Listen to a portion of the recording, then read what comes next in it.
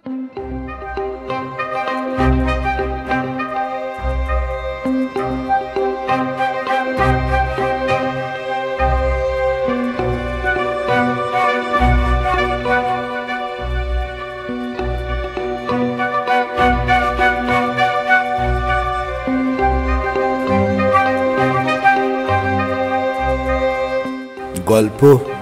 নিরুপম যাত্রা।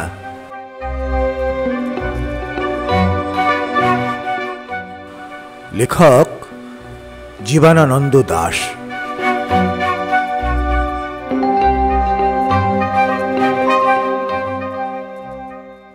বাবা তার নাম রেখেছিল কেতু। সেই থেকে সবাই কেতু কেতু বলে ডাকে। বাবা আজ নেই।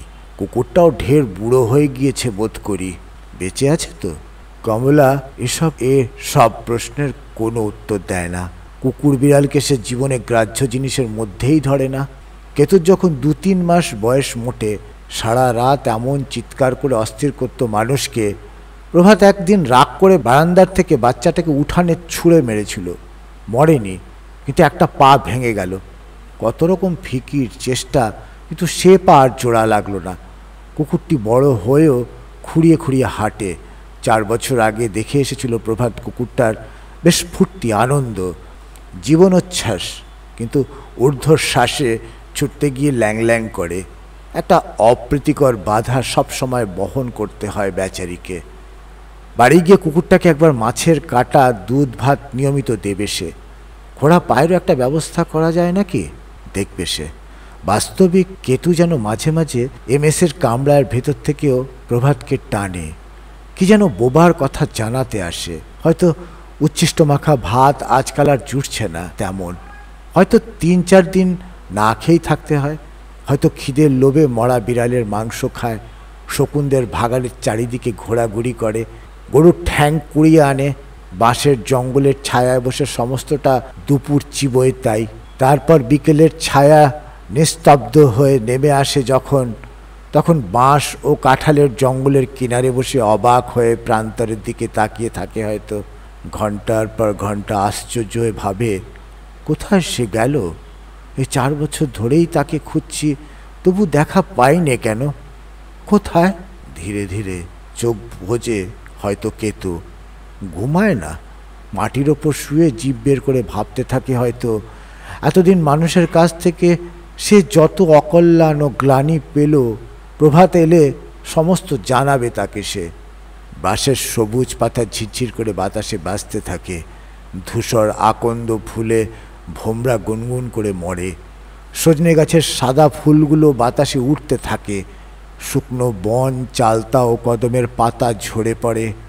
জঙ্গলের থেকে গোটা 2 বেজি বেরিয়ে আসে। ডাহুকের বাচ্চাগুলো কাঁদতে থাকে। আমের বকুল ঝরে। কেতু গা ঝাড়া দিয়ে তার ব্যথিত বিচ্ছিন্ন নিদ্রার থেকে উঠে বসে। বিহ্বল হয়ে চারিদিকে তাকায়। সন্দিগ্ধ হয়ে ভাবে, এ গায়ে সে আর নেই। খানিকটা দূরে একটা শুকনো কচ্ছপের চারা পড়ে আছে। কিন্তু এ 4 বছরের ভিতর আশেপাশের কত গাঁ খুঁজে এসেছে সে মানুষকে সে কোথাও তো পেল না। খানিকটা দূরে একটা শুকনো কচ্ছপের চারা পড়ে আছে। শ্রদ্ধাহীনভাবে সেটার দিকে তাকায় বোধ করি কুকুরটা। একবার হাই তোলে। ভোমরার গুনগুনানি কানে ভেসে ভাসে। হলদে প্রজাপতিটার অক্লান্ত ওড়াউড়ির দিকে অবসাদ ভরে তাকিয়ে দেখে। তারপর খামোখা লাফিয়ে উঠে শুকনো পাতার ওপর খামচ খামচ করে হেঁটে মস্ত বড় যজ্ঞ ডুমুরের গাছটার পিছনের প্রান্তরের দিকে অন্তর্হিত হয়ে যায়। কেতুর কথা ভাবতে গিয়ে চুরুটে আর টান দেয়নি প্রভাত। চুরুটটা নিভে গেছে। সেই নিরঞ্জন ধোপার দিন কাটছে কেমন। সেই 4 বছর আগে দেখা পাটের দর কমে গেছে বলে সে তো বড্ড ক্ষুব্ধ হয়ে গিয়েছিল। পাটের চাষ সে অল্প স্বল্প করত বটে, কিন্তু তা এত তুচ্ছ অকিঞ্চিতকর যে অতখানি ক্ষুব্ধ হবার কোনো কারণ ছিল না তার।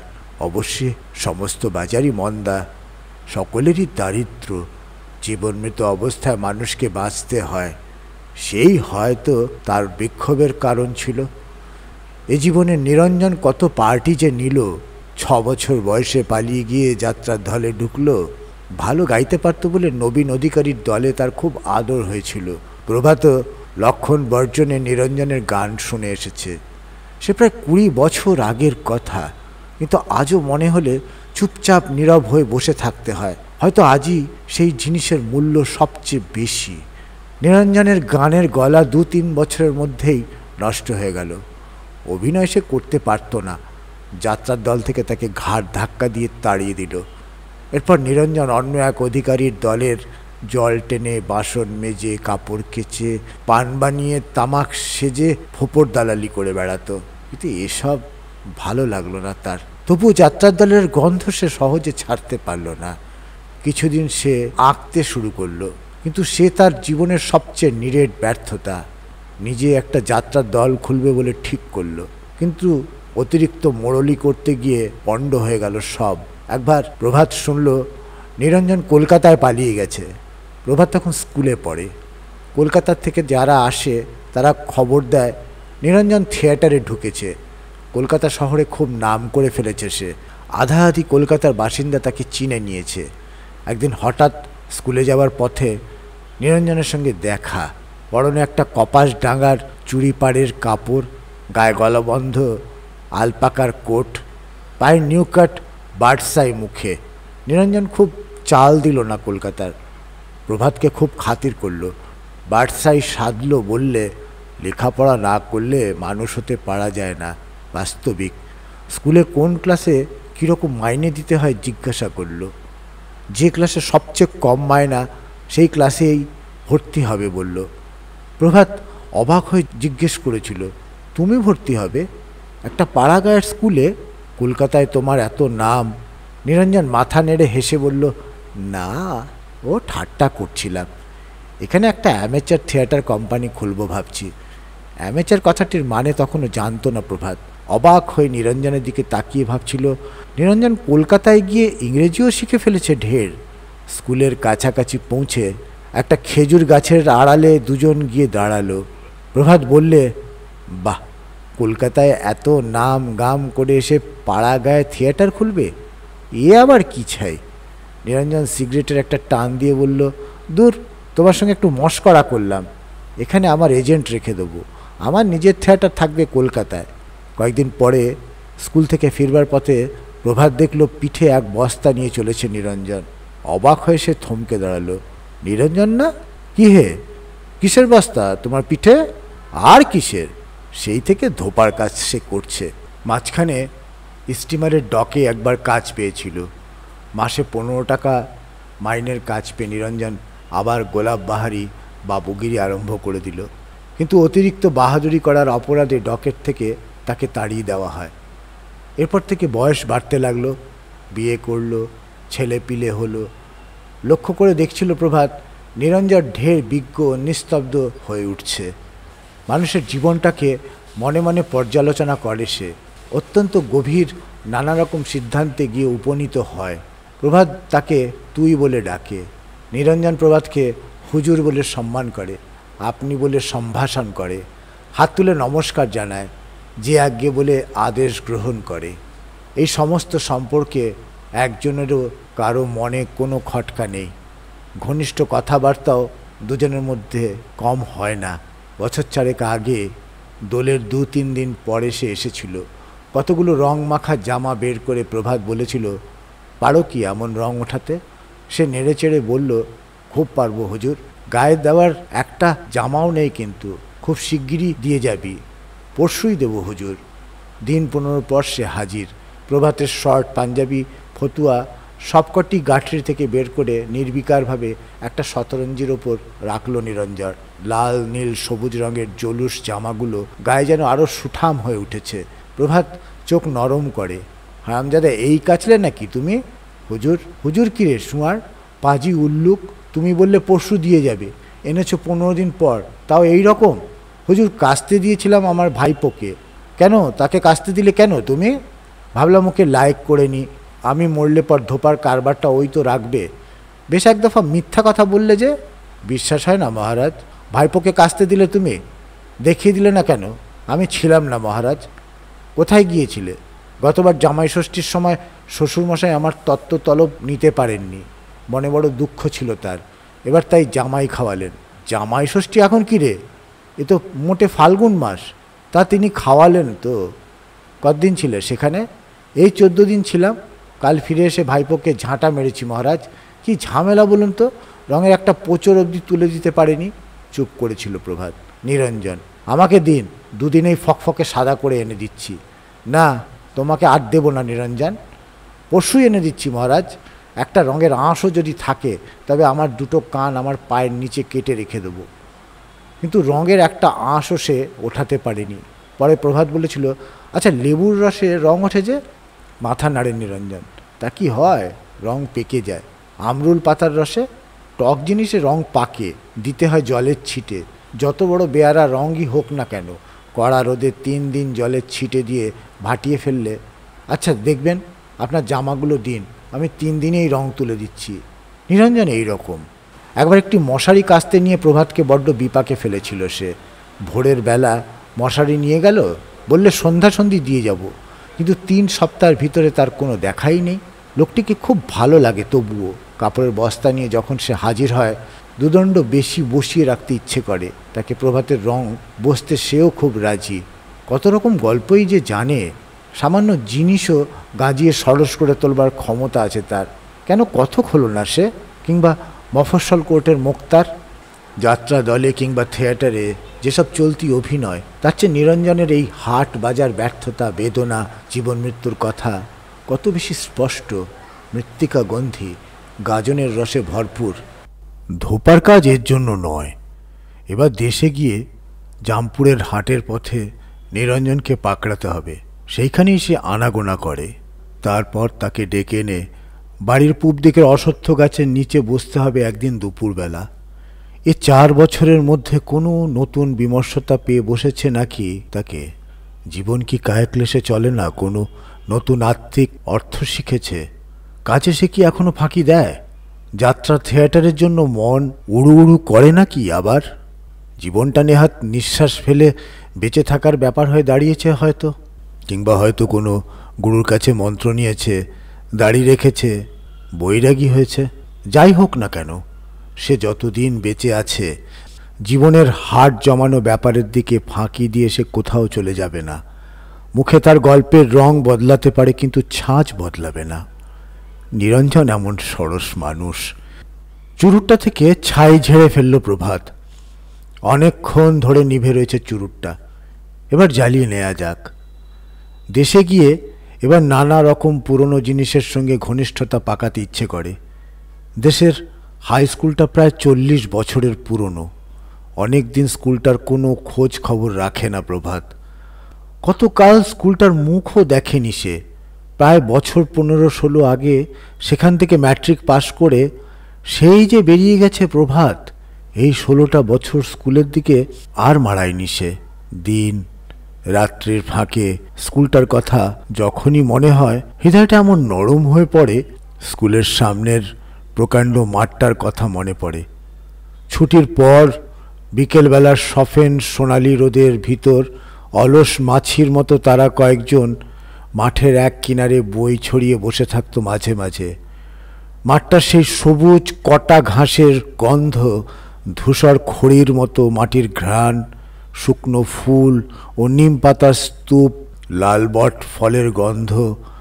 সেদিন এসব বড় একটি গ্রাহ্যের জিনিস ছিল না, কিন্তু আজ এইসবের কিনারে বসে ধীরে ধীরে মৃত্যুকে আলিঙ্গন করতেও ভালো লাগে। এর চেয়ে নিবিড় সুন্দর সফল পরিসমাপ্তি কোথাও নিয়ে যেতে পারে না আর। মাঠটার কিনারে একটা মস্ত বড় তেঁতুল গাছ ছিল। কি যে মিষ্টি তেঁতুল!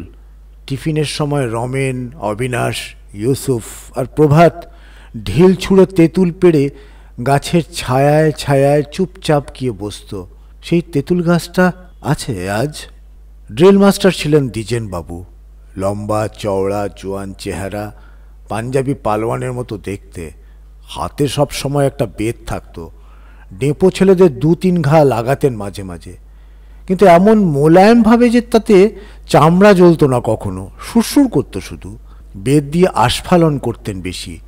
ছেলেদের ধরে মারা তার ধাতে একদম ছিল না। ছেলেদের সারিবন্দি সাজিয়ে কুচকাওয়াজ করাতেন। কখনো রাইট টার্ন, কখনো লেফট টার্ন, অ্যাবাউট টার্ন, মাঝে মাঝে হল্ট বলে চিৎকার করে উঠতেন। চমৎকার আবহাওয়া সৃষ্টি করে ফেলতেন তিনি। প্রত্যেকেই নিজেকে চোস্ত পদাতিক বলে মনে করত, কোথাও একটা সঙ্গীন লড়াই করতে চলেছে। প্রভাত মনে মনে ভাবত ভবিষ্যৎ জীবনেও সে এমনই কাওয়াজ করবে, কাঁধে বন্দুক ফেলে মার্চ করে চলবে, সৈন্য হবে, কে জানে হয়তো নেপোলিয়ন হবে কিংবা মার্শাল নে। বেশ দিনগুলো ছিল সব, আবার সব পেতে ইচ্ছে করে। জীবনটাকে আবার প্রথম থেকে শুরু করতে পারা যেত যদি। দ্বিজেনবাবু কি বেঁচে আছেন? এখনো ছেলেরা সেই মাঠে গিয়ে জড়ো হয়, ড্রিল করে, কি কথা ভাবে তারা? বুনো আনারস খুঁজে বেড়ায়, শুকনো বটপাতার চটের গন্ধ ভালো লাগে তাদের। তাদের জীবনের সংস্পর্শে আসতে ইচ্ছে করে বড়, সমস্ত নতুন মুখ। কিন্তু তাদের ভিতরেই সেই 15 বছর আগের স্কুলের ক্যাপ্টেন অবিনাশ বেঁচে রয়েছে, সেই অমূল্য বেঁচে আছে, রমেশ বেঁচে আছে, ইউসুফ বেঁচে আছে। হয়তো তাদের ভিড়ের ভেতর থেকে কোনো গোধূলি নেশাক্রান্ত কলরবহীন স্বপ্নাতুর নিরালা কিশোরের মুখের দিকে তাকিয়ে প্রভাত তার 15 বছর আগের জীবনটাকে কয়েক মুহূর্তের জন্য খুব তীব্রভাবে উদ্ধার করে নিতে পারবে। চুরুটটা যেমন তেমনই নিভে আছে, জ্বালানো হয়নি বুঝি? কই দেশলাইটা কোথায়? দেশলাই বার করে এবার চুরুটটা জ্বালিয়ে নিল প্রভাত। দেশে যাবার সময় এবার খানিকটা ভালো চা নিয়ে যাবে সে। কমলাকে চা তৈরি করতে শেখাবে। পাতলা চা খেতে প্রভাত ভালোবাসে না। চা একটু কড়া হওয়া চাই, চায়ের পাতাও বেশ চমৎকার হওয়া চাই। তাজা দুধের চা হলেই ভালো। দিনের মধ্যে যতবার খুশি চা খাবে সে।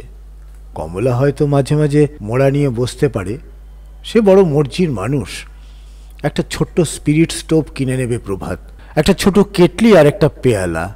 দেশে গিয়ে দুপুরটা কত রকম কাটানো যায়। নবীন মজুমদারের বাড়ি গিয়ে ব্রিজ খেললে কেমন হয়, তাই করবে সে। মজুমদারের মস্ত বড় বাড়ি, টাকা কড়ির সচ্ছলতা। তাদের বড় বাড়ির বুড়োরা সারা দিন শতরঞ্জ খেলে, আর ছোকরাদের ব্রিজের আড্ডা 12 মাস লেগে রয়েছে। রোজ রোজ ব্রিজ খেলে অবশ্যই সে তৃপ্তি পাবে না। একদিন দুপুরে বেরিয়ে পড়বে সে।